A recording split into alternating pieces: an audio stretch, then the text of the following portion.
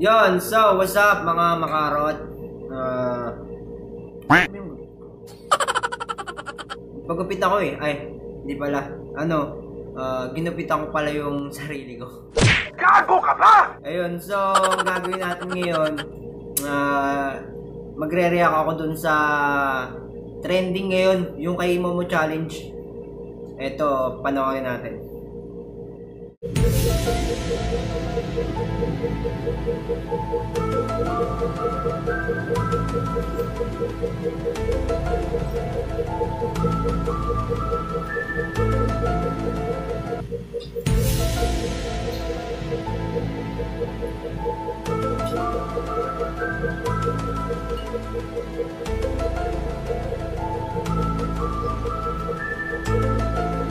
Grabe, no? Na dahilan ng pagpapakatiwakal ng kanyang batang anak.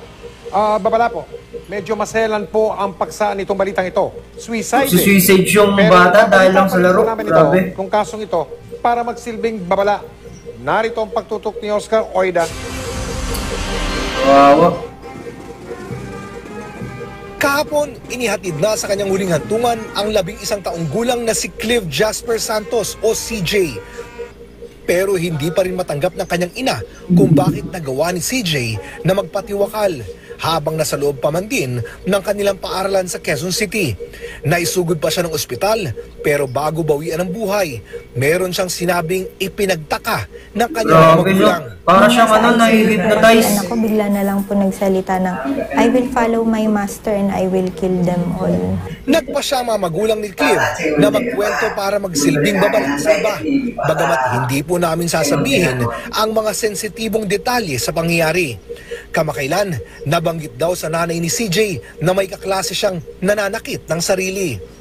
Nang i-check daw niya ngayon ang palitan ng mensahe ni CJ at ng naturang kaklase sa social media, nadiskubre niya ang nakababahalang mga messages patungkol sa mga suicide games. At ang laman daw ng search history nito, mga patungkol sa dark web at mga online challenges tulad ng Blue Whale at ang Momo Challenge.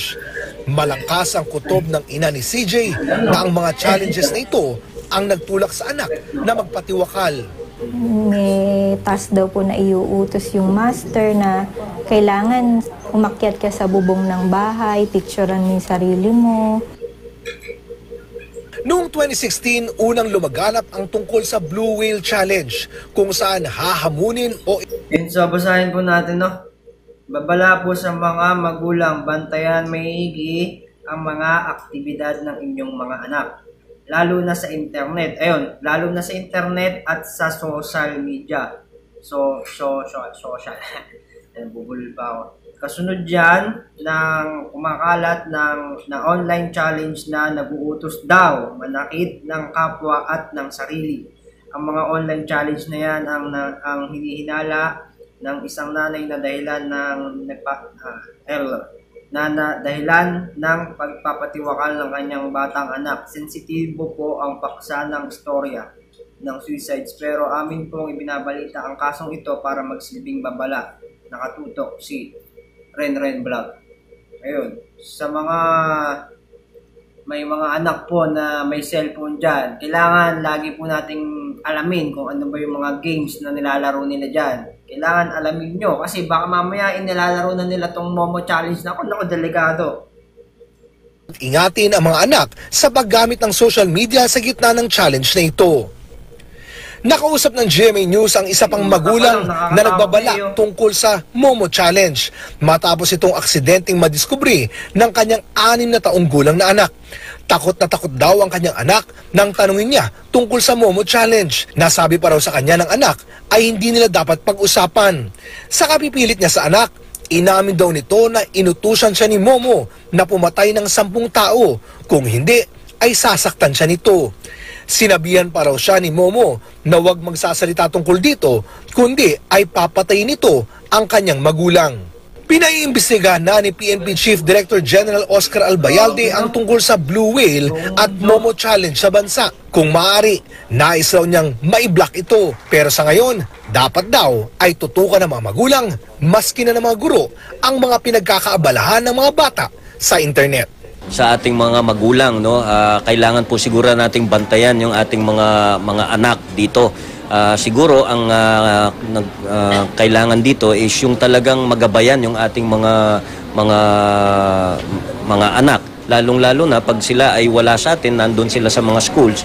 Well, of course, sa ating mga guro din, siguro, isa na rin ito na isama nila yung tamang pagturo para maiwasan itong mga societal na thinking ng ating mga kabataan or itong mga challenges na ginagawa through the internet. Remember, this is a crime, no?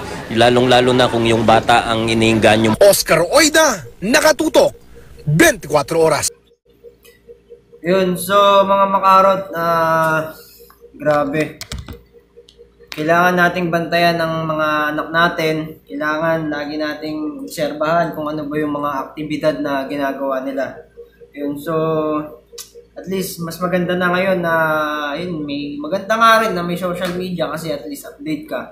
Pero isa rin pala to sa kumikitil sa buhay natin, nakakasira yun. So yun lang. Maraming salamat sa pakikinig. Kung hindi ka pa nakasubscribe sa channel ko, subscribe mo na yan para ma-notify ka sa mga susunod na video yung i-upload ka. Maraming salamat. Hanggang dito na lang. Babush!